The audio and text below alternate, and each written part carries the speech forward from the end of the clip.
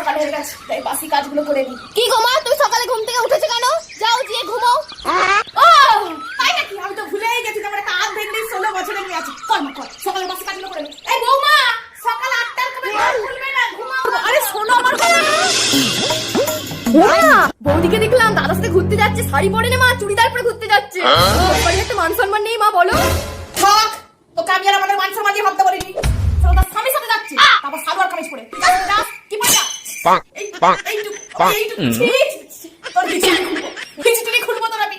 তোর হিচড়ি বেড়ে যা, বেড়ে যা। কি গরমটাই পড়েছে, গরম পেটে গেছে, একবার খাওয়া যাচ্ছে না। ও মা, তুমি এত বোকা কেন গো?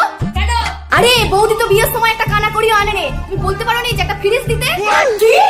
তুই আমাকে পণ নিতে বলছিস? তোকে এই পেটে ফেলছ না? এই পেটে তোকে আমি 9 মাস 10 দিন পেটে ফেলছিলাম। ঠাকুর,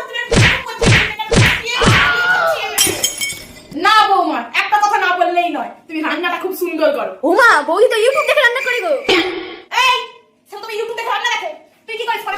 জানি নি কি সব তোমরা ছি ছি তো বলো, মনে হচ্ছে মা কিছু বোঝে না, মায়ের বয়স হয়েছে, মা কিছু বোঝে না। আচ্ছা মা, বাদ দিন, ছাড়ুন ছাড়ুন। না বৌমা, তুমি ওকে বলতে দাও, আর হিস্ট্রি বলবো। আজ টোটোয়ালা সাথে টোটোয়ালা, র্যাপিডওয়ালা সাথে যাচ্ছে, র্যাপিডওয়ালা, মুড়িওয়ালা, কোলাওয়ালা, জলওয়ালা, বালদিওয়ালা, সবালা সব ছি ছি শুধুই ধরা করছে, শুধু ঘোষবাড়ির মান সম্মান দিয়ে রেখেছিস। তুই আমার মান সম্মান রেখেছিস, তোর বাপের আমার চিন্তায় সুগার প্রেসার কোলেস্ট্রল সব হারিয়ে গেছে। বাবা ডাক্তারকে ফোন দাও, আর কথা শুনে আমার